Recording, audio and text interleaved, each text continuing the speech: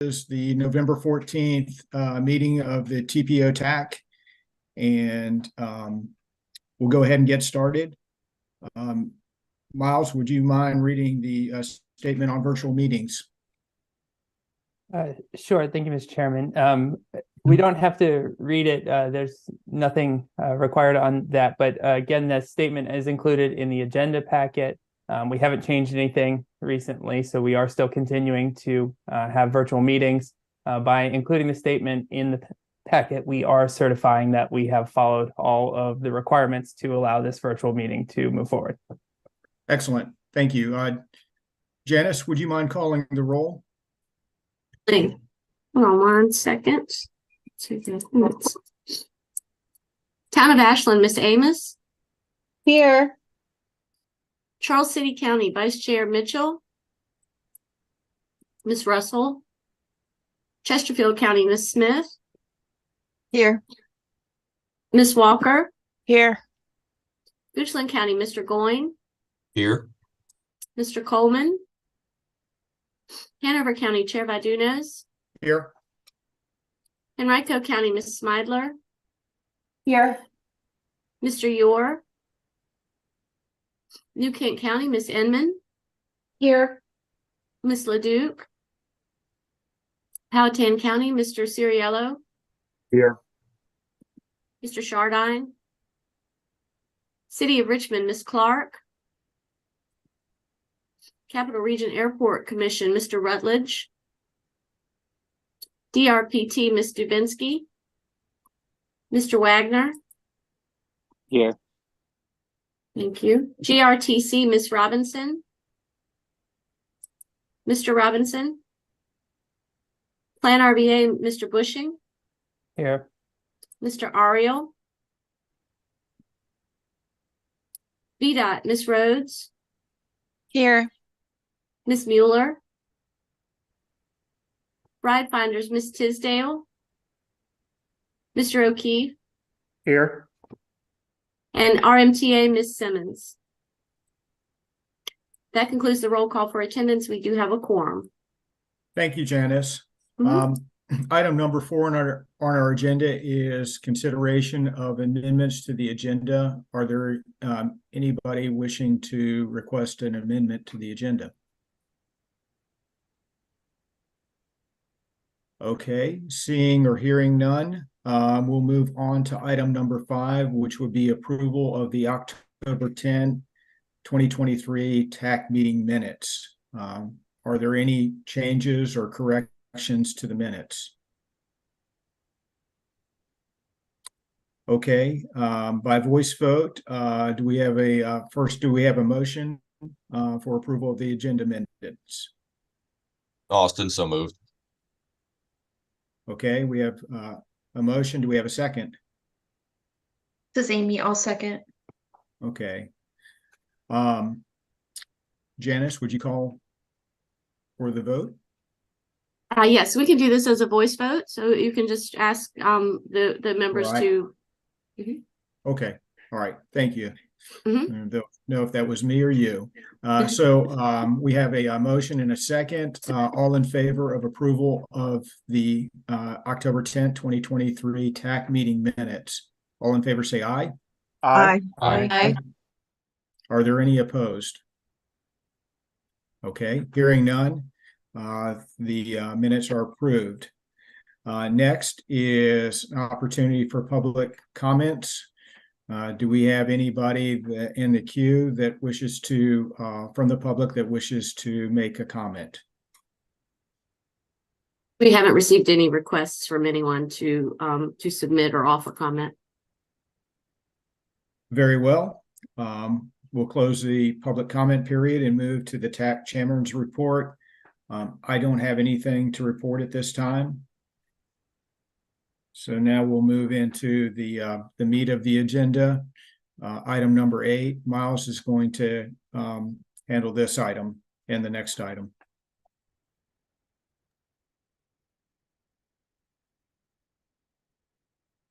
Sure. Thank you, Mr. Chairman. So this is the first of 2 important regional TIP amendments that are before us today. This is a request from VDOT for the I-64 gap segment B.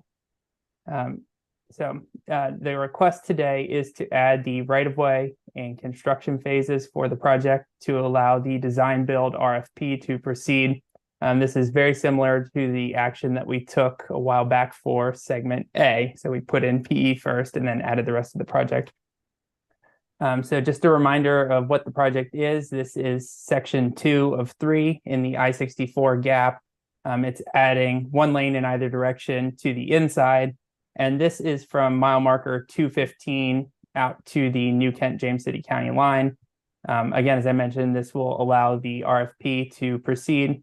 The project is included in the constrained long range plan, and it is regionally significant, but it's outside of the former 8-hour ozone maintenance area, so there's no impact to our regional conformity assessment. Here is a map of the project in relation to the other segments. So segment A in purple, it's already moving forward. This is the yellow section, segment B, which is the subject of this TIP amendment.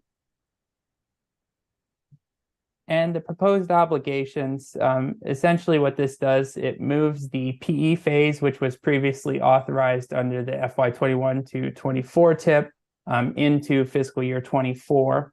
And then it adds the right-of-way and construction phases for the total cost of $244 million. This project is a mix of state funding, CVTA funding, and federal funding from the Smart Scale program. So the requested action today is for the TAC to recommend approval of the proposed TIP amendment as requested by VDOT. I'm happy to answer any questions that you have.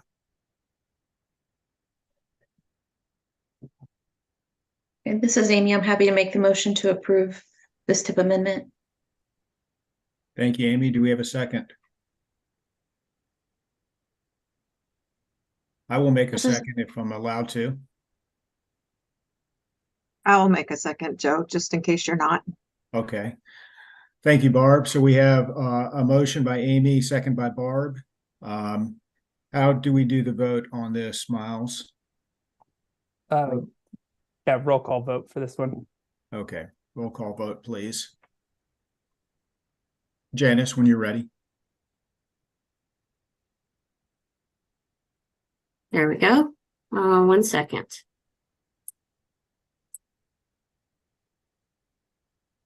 Miss Amos, Aye. Miss Smith, Aye. Mr. Goyne, Aye. Chair Vadunez, Aye. Miss Smidler, Aye. Miss Inman, Aye. Mr. Ciriello, Aye. Mr. Bushing, Aye. Miss Robinson. Aye. I'm sorry, Mr. O'Keefe. Here, I'm sorry. Aye. Thank you. Mr. Wagner Aye. and Miss Rhodes. Aye. Thank you. That motion carries. Thank you, Janice. Thank you, Miles, for the presentation on the tip for the I-64 widening. Next item is also yours. If you would take that one, please. Sure. Thank you again, Mr. Chairman. So this is the second of our 2 major regional investments that's proposed to be added to the TIP. So this is the I-64 and Ashland Road interchange project in Goochland County. So the request today is to add the project to the TIP. So this has not been previously included, and this would include the PE and right-of-way phases. Just as a reminder of this project, I know this has been through CVTA and Smart Scales. Everybody's seen it before, but this is reconstruction of the Diamond Interchange into a DDI. It is a 4-lane DDI, so it requires a second bridge over I-64. And then there would be the new traffic signals for the diverging diamond. This project is included in the constrained plan. And just like with the 64 in New Kent project, it is also outside of the former maintenance area, so no impact to our regional conformity assessment. Here's a sketch from the Smart Scale application of the project. So you can see the second bridge and the diverging diamond. This project, as I mentioned, is just the PE and right-of-way phases. So PE is planned for fiscal year 24, and that is other funding, and right-of-way is federal funding from the Smart Scale award, and that's in fiscal year 27. One thing to note is the other funding is CVTA. So the CVTA regional funding is about half of the total funding on this project. The total cost is just under $76 million. So the request today is for the Technical Advisory Committee to recommend approval of the proposed TIP amendment as requested by VDOT. I'm happy to answer any questions you have.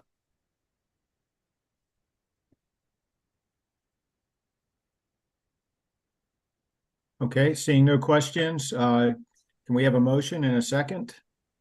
This is Austin. I'll move that we recommend approval as presented. Sharon Smidler, second. Okay, thank you, Austin. Thank you, Sharon. Janice will go ahead and do a roll call vote again.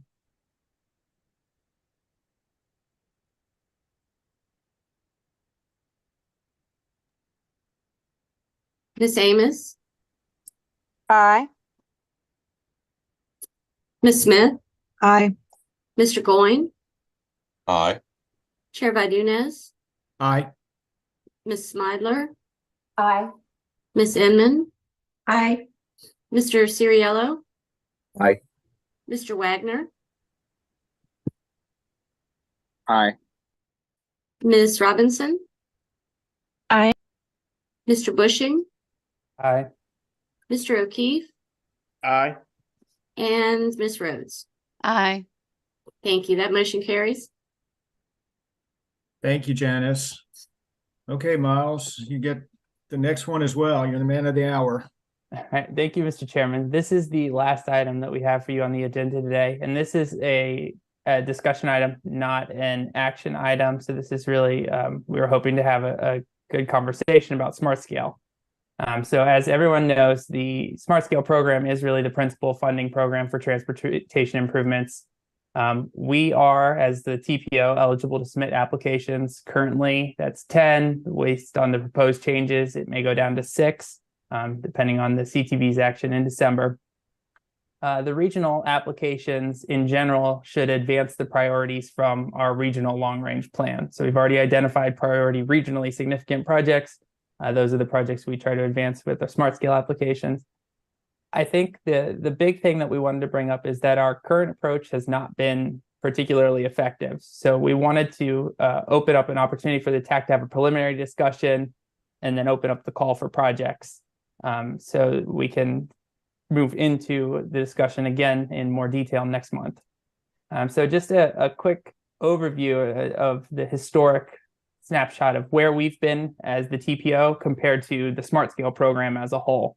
So we went through the last 3 rounds and tried to just take a quick snapshot at our success rate compared to the overall success rate within the program.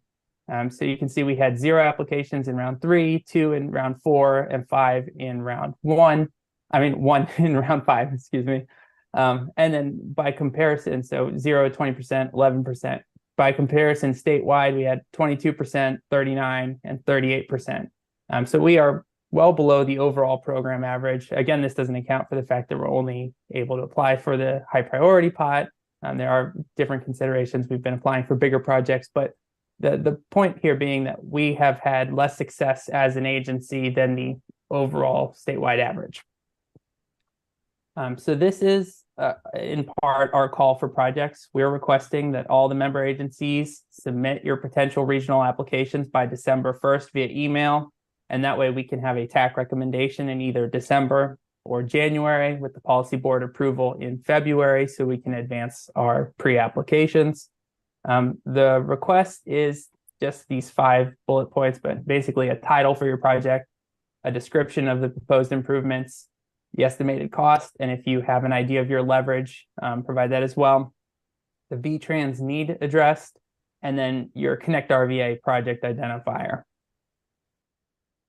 What staff will do is we plan to bring back for December a review of consistency with the long-range plan, a look at the high priority projects eligibility, including the readiness requirements for the various studies that might be needed, reviewing the VTrans need, looking at the availability of leveraged funding, and then also proposing some level of regional balance amongst the projects to try and making sure the entire region and regional needs are represented. So what we really wanted to do was open up more of a discussion today. So some of the things that might be worth considering is really the difference between the local priority and the cost benefit and funding feasibility. So I think an example here would be some of the interchange projects that we have submitted. Those are priority projects for the locality who's brought them forward. They're in our long range plan, so we've advanced them into smart scale. But ultimately, the cost benefit has just not panned out. And I think that kind of hits on the second bullet as well, that in some cases, we've submitted the same projects multiple rounds and it's scored poorly every round. So I think the question here is really, should we be submitting smart scale projects that represent our current priorities, or should we be focusing more on projects that we expect will score well and be funded? And they don't necessarily always align. So that's, I think, one part of the conversation we wanted to have. The other item that I wanted to put out there for consideration as TAC discusses this is the looking at complete streets and modal inclusion. So with the proposed changes to the high priority program, bike ped projects and most of the transit improvements may no longer be eligible as the primary improvement type for an MPO application. So we'd have to be able to get bike ped improvements, transit improvements, they have to be part of a broader project. So to the extent that we want to make sure we're having complete streets or modally inclusive projects as opposed to just a strictly highway project or just a strictly transit project, I think is another piece of the conversation. Again, these are just potential topics for the TAC to review. We just wanted to open up the floor and have a preliminary discussion today. One last thing before I let you guys discuss. This is a map, and we will be providing this to you to help aid in your project identification. But what we did was we took the VTrans needs, the latest VTrans needs for the region, and overlaid our constrained long-range plan, filtering out the bike ped projects and the non-BRT transit projects. So this will give you an opportunity to look at the projects, look at the surrounding VTrans needs, so we can have a nice connection. And hopefully this will make it a little easier on project sponsors as they're working through those handful of questions for the submissions. So that's where I wanted to leave it, but I'm happy to answer any questions. But otherwise, this was just a discussion item on the agenda. Yes, Sharon? Hi, good morning. I had a question or concern about the deadline of December 1st, because the CTB doesn't come out. I think the CTB meeting isn't until December 5th, so we don't really know what the rules are or the requirements to pick, which projects may be the best. So I would propose making the deadline later than that or after the CTB meeting. Maybe early January at the latest, or maybe there's some compromise in the middle after CTB meeting. If I may, Mr. Chairman, so the thought on the December 1st was so that we could get the full list of projects on the December TAC agenda. So I think the idea would be to go ahead and submit projects under current guidelines and propose, give us your full list. And, if there's 40 projects, staff can start reviewing to help winnow that down for the TAC, but we don't necessarily have to decide at the December meeting. But the idea is, let's have a starting point of which projects are local priorities that also match the regional priority list. And then we can work from there to figure out which ones are the best fit for smart scale, wherever it lands. And I think the December TAC meeting, looking at the calendar.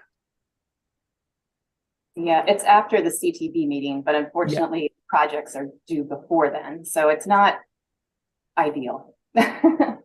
So we'd actually have to get the agenda out on the day of the CTB meeting, just based on the schedule. So I think that's the challenge, is if we wait, we won't be able to include them in your agenda packet. So we're happy to wait and push the deadline, but that was the thought behind that. Yeah, I appreciate hearing that reasoning, Miles, and I'd be interested to hear from others, but I'd still propose a later deadline than December 1st. Okay, thank you. Barb, you had your hand up? Yeah, it would be good if we could have a later deadline. Typically when there are proposed changes to Smart Scale, we kind of can see the writing on the wall. But from what I've heard, I think Sarah Rhodes reported to Tri-Cities that, there was a lot of discussion at the last October CTB meeting that really could change things, which is surprising to me, So I would agree if we could push the deadline. Another thing I wanted to comment on was the comment that we've submitted projects a few rounds and they've scored low. They keep scoring low, but they really are shaking things up this round. So I don't know that we can really make a conclusion that because a project scored poorly in previous rounds that it's going to be doing poorly again in this upcoming round. So I don't know that I want to have past performance necessarily weigh too heavily. That's all I had.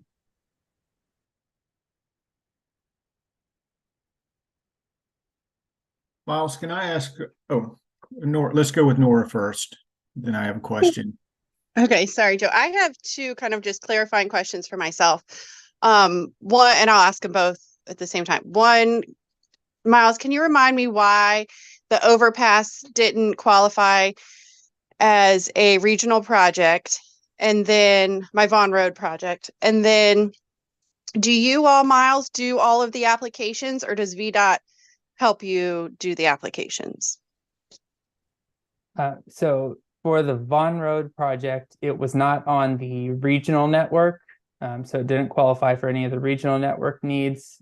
We'd initially proposed it as part of DC to RVA as an I-95 need with that corridor of statewide significance. But the improvements with the single overpass weren't considered significant to improve the congestion or reliability in that corridor of statewide significance. So that's why it got screened out. So I think that one is likely better suited for a local application based on those factors. And then I'm sorry, Nora, could you repeat the second question? So for my applications, VDOT helps me a lot with them. And I wonder, does VDOT help you with all of your applications, or do you do all of the legwork?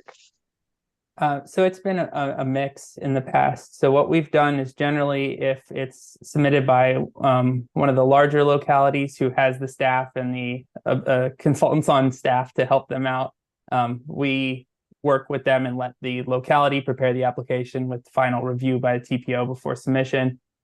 For the projects that are in some of the smaller jurisdictions, we work with VDOT to get the materials that we need for the application together. So depending on where it's located, it's going to either be coordinated with VDOT or with the locality.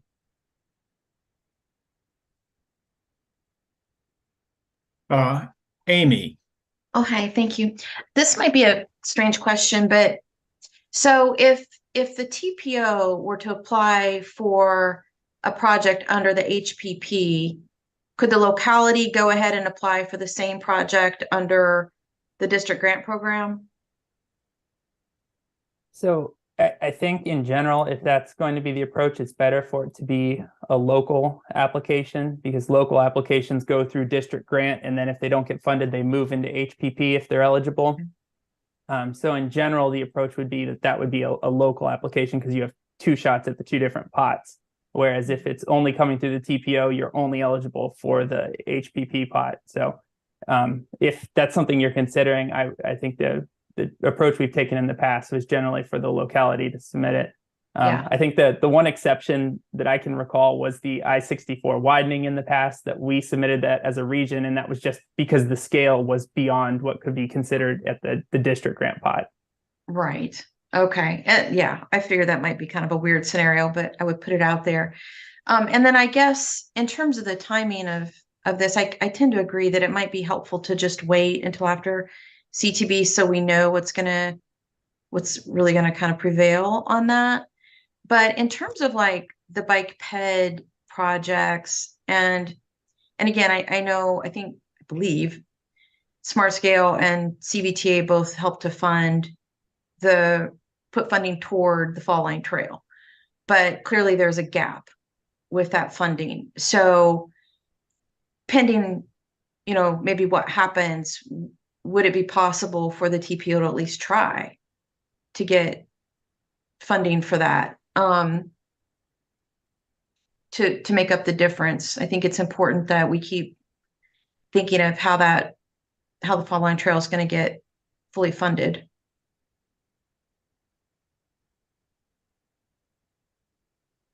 I don't know if that's a Miles, question or a comment, but Miles, I might be able to help with that one. okay. The HPP eligibility, the RRTPO is only eligible for HPP, and based on the current recommendations, trails similar to the Fall Line Trail would not be HPP eligible. So the TPO couldn't put in an application for the trail because it's not an eligible funding source. It would get screened out based on the current recommendations. Yeah, the current recommendations. Yes. But if that doesn't go forward with that, because then would that be a scenario where the TPO could potentially step in and help with that? Yes, I think that would be a potential candidate regional project. I think it is in the constraint plan. It's not shown on here because we have on this map that's shown, we filtered out the bike ped projects because of the proposed changes to the HPP program. But yes, I think that would be a project that's in the constraint plan. It's obviously regional in character, so it would be a potential fit for the TPO applications. It was actually staff's original thought of a candidate project when we first started looking at it before all the changes. Yeah, and I guess just one question on that. Would that be something that the TPO would just carry forward, or would you need to have sort of a request from the localities to do that, or how would that work? So in general, we have historically relied on the localities helping us to identify the priorities within their jurisdiction for us to advance. So we would have to work with the city of Richmond, with Chesterfield County, where there's remaining unfunded sections, to figure out what's the next priority and what we should be going after. Okay. All right. Thank you. Miles, there's a question in the chat. I don't know if you saw that. The question was, what were the 3 successful projects in round 4 and 5? Do you recall what those were? I can pull them up, but I don't remember which ones they were off the top of my head. I think round 5 was the West Broad Street streetscape improvements from Libby to Malvern, maybe. But I'm going off the top of my head. I don't have it written down.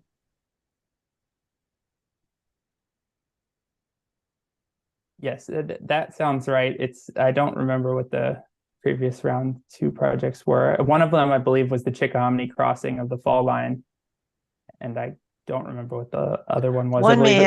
One may have been Powhite at Chippenham.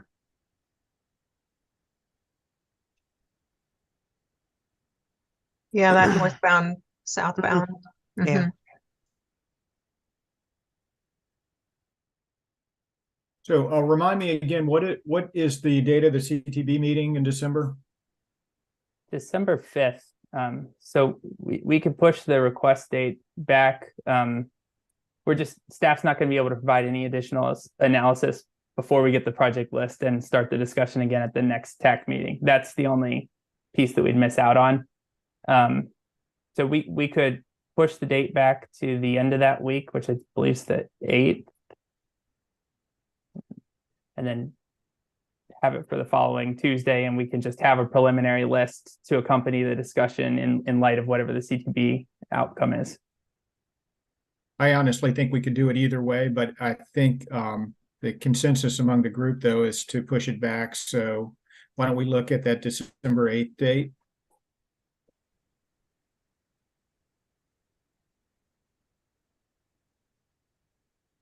And just to clarify, what we're looking at here would be each locality has the opportunity to submit applications, right? And so what would be the rationale for having the TPO submit a project versus the locality submitting the project? Is it just capacity of applications is why we would look to the TPO, or help me and maybe others understand, why would we want the TPO submitting?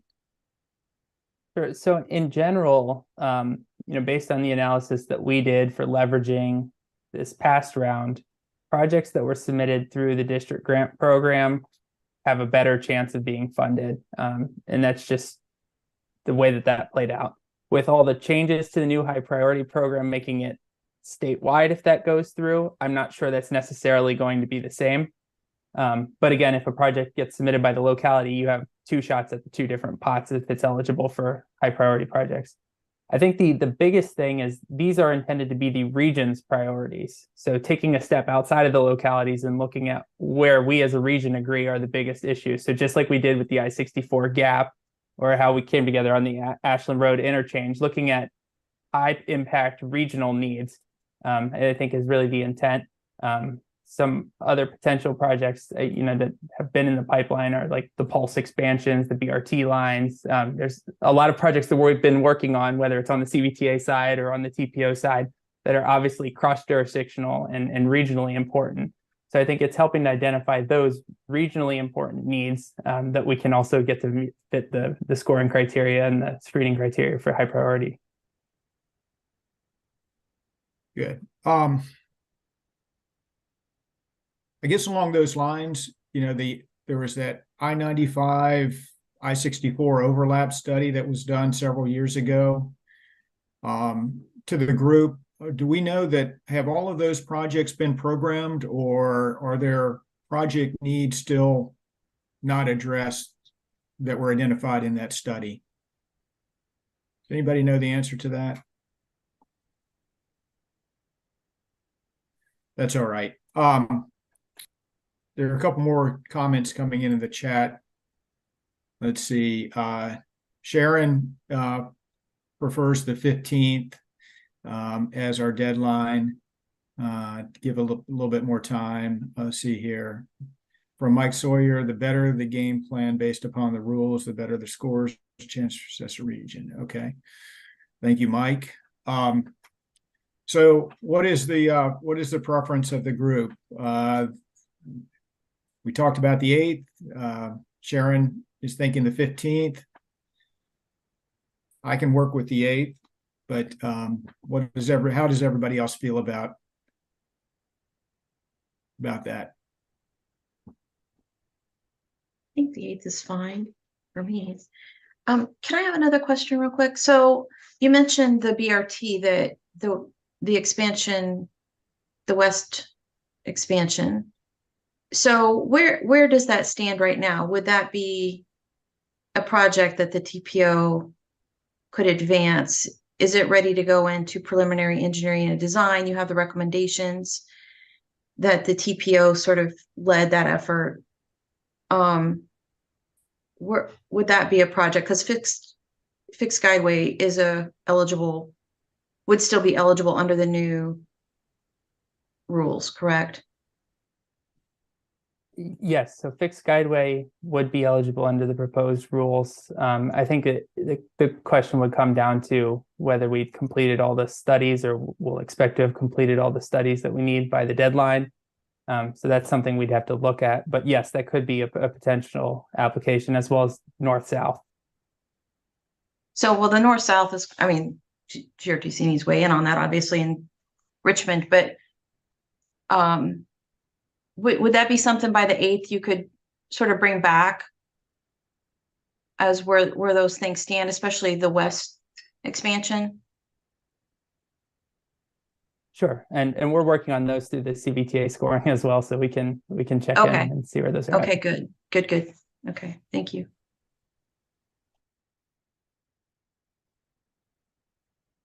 I was muted. Barb has her hand up. Barb?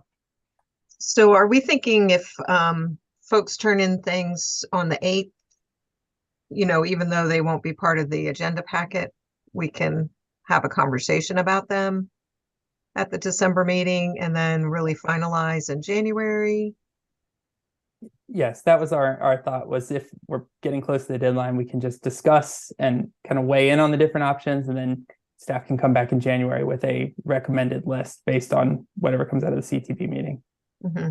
And if we push to the 15th, then it makes everything move a whole nother month out. Well, I guess if it were the 15th, then all of you guys would work through recommendations, and in January, it would be the same action item. Correct. Sorry. I feel like you talked about that and I just missed it. Okay. All right. It sounds like we've kind of settled on the 8th as the deadline to get those projects into Miles. So that's what we'll do. Sounds good. I appreciate, just pushing it back. I think after the CTV meeting will really help us. Sorry for not raising my hand, but that sounds great, Joe. Sarah has a question or comment.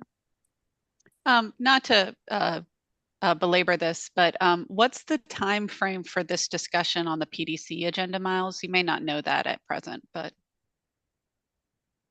Yes, I'm not sure. So I believe it's going to be trying to get that on the PDC agenda for the February meeting as well. Okay. So the thought, and this is what we did last round as well, Sarah, was we had it on the MPO agenda, TAC work through the recommendations and prioritize the 12 pre-apps, and the additional applications were also prioritized. So then we could recommend to the PDC which additional regional priorities could potentially be submitted.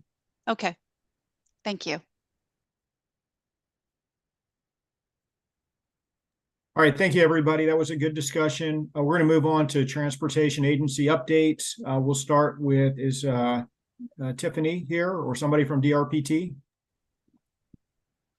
Hey everyone, this is Daniel Wagner. I'll be brief with my update. Just as a reminder, especially for folks at RRTPO, tomorrow begins our blackout period for our grants management software at DRPT. We're transitioning to web grants, a new software. So we've requested that you get any time-sensitive reimbursement requests or contract changes in before tomorrow. And then we'll have a blackout period as our IT team and the web grants team transitions all of our systems over to the new software. So we're planning to be ready for December 1st when our fiscal year 25 grant opportunity begins. But if anyone has any questions, we had a webinar that's been posted to our YouTube page regarding a sort of a high-level tutorial of how to sign up and use the new software. But we'll be doing more technical assistance as we prepare for the FY25 grant cycle. But otherwise, we're all good on our end. Thank you. Great. Excellent. Thank you for that update. I don't see Adrian. Is that you, John, that's going to do GRTC? No, Joe, I think Patricia's on here, or she was. I don't know if she has. Oh, I see her. I'm sorry. Hi, Patricia. That's actually going to be me, Corey Robinson, different Robinson from Okay. GRTC. That's going to be providing the update today. Thanks, Corey. Yeah, no problem. So yeah, to kick it off, this month GRTC launched our new Link Microtransit division. It started in the Azalea zone, providing on-demand curb-to-curb service for riders in Henrico, Richmond, and Hanover County, and setting the groundwork for our 4 additional zones that will be launched before the end of the fiscal year. This launch added a whole new county to the GRTC service area with the inclusion of Mechanicsville, and was celebrated with a ribbon cutting event this past Sunday featuring DRPT Director Jennifer DeBrule and GRTC Board Chair Tyrone Nelson. In other board news, the GRTC shareholders meeting happened in October, where the board of directors was re-upped for another one-year term, with all the positions remaining the same. In study news, we kicked off our downtown transfer station work in earnest, and are planning for initial outreach and public meetings for sometime later next month. Work also continues for the transit strategic plan, which will begin another round of public outreach around the same time. This round of outreach will include pop-up events in the last week of November at transfer locations and a survey of proposed routing changes. There's also a stakeholder meeting being held virtually this Wednesday at 2:30 p.m. Service changes for the January booking have been drafted, which include major announcements like the extension of the 1A about 8 miles into Chesterfield, and also 15-minute frequencies on the Route 19, which will see every other trip being extended into Goochland. The public comment meeting for these changes will be held on Saturday, November 18th from 10 a.m. to 12 p.m. at the Main Street Library. And that wraps up everything that I have for our update. Thanks. Excellent, Corey. Appreciate the update. Now you, John. Thank you, Joe. Just wanted to be brief as well. Ride Finders, we did participate in the Bike to School events last month at the Westover Hills Elementary and Francis W. McClenny Elementary Schools in the city of Richmond with safe routes to schools. We participated in the Oak Grove Belmead Community Fair, and we also volunteered at the Chesterfield Food Bank Outreach Center. We did have 2 new van pool starts last month, 7-passenger vans from the Gaskins Park and Ride to UVA Medical, and also one from Henrico County to Fort Belvoir. I'm continuing to work with VDOT on the replacement of a Ride Finder sign that was damaged on Westover Hills Boulevard in the city of Richmond, as well as working with VDOT Park and Ride's TDM division on a shared use park and ride pilot program that they approached us about that VDOT is working on within the Richmond district. We participated in, we're doing ongoing meetings with Foursquare ITP as related to the Commuter Assistance Program strategic plan. We created a true or false carpool quiz question video, encouraging people to register for carpooling and ride matching, even, if they don't have a vehicle. I met with DRPT and Agile to discuss the upcoming Kickstart Your Carpool program regarding the details and guidelines and the implementations of that Kickstart Your Carpool program. And I would be remiss if I did not announce that some of you may be aware, some of you others may not, that after 26 years of service, our executive director, Vaughn Tisdale, will be retiring from Ride Finders at the end of this month. So that's going to be a big gap to fill, and she will greatly be missed. 26 years is a long time to be at one place, but I did want to make everybody aware, and that's all I have. Yeah, and thank you, John, for the update. And Sarah, do you have anything that you'd like to share on VDOT side? Yeah, just like everybody who went before me, I'll also keep this brief. Today is the last day to comment on SmartScale. This changes for SmartScale if you haven't already submitted that information to WIPE. If you have commented, I would really appreciate it if you guys could supply those comments to us. I'm keeping a record of them, and I'd like to have all of that documented on what folks have said in response to these particular changes. CTB action for SmartScale is scheduled for the 5th. We have a lot of ambiguity, and I don't know how this is going to end up And that's just kind of where we are. But what I can commit to all, as soon as we know something, we'll get it to you. Even in the general direction of concrete, we'll get it to you. The other thing I'd like to put out there, particularly for smart scale applications, is VDOT is available for estimate reviews and estimate refreshes. If you have applications that you know or feel confident will be in the mix, we're happy to get started on that process, at least get things documented, get scope cemented so that we can begin that process and make sure things are as ready as they can be for this round. And I guess last but not least, yesterday was the groundbreaking for segment A, which is very exciting, of I-64. So that project is advancing, and we had the tip amendment today for segment B. And so pretty soon, all three projects will be fully represented in the tip, and RFPs will be complete and on the street. So everything is coming together for that series of projects. So that's all I have, Joe. Thank you. Thank you, Sarah. I'll refer the TAC to page 21 of the meeting agenda for a listing of future meeting agenda topics. If there are any additions to that list, then just please get in touch with Miles. TAC member comments. Does anybody have anything they'd like to share with the group?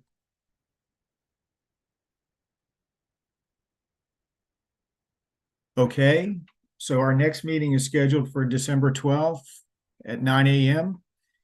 And last call for comments. If there's nothing else, we are adjourned.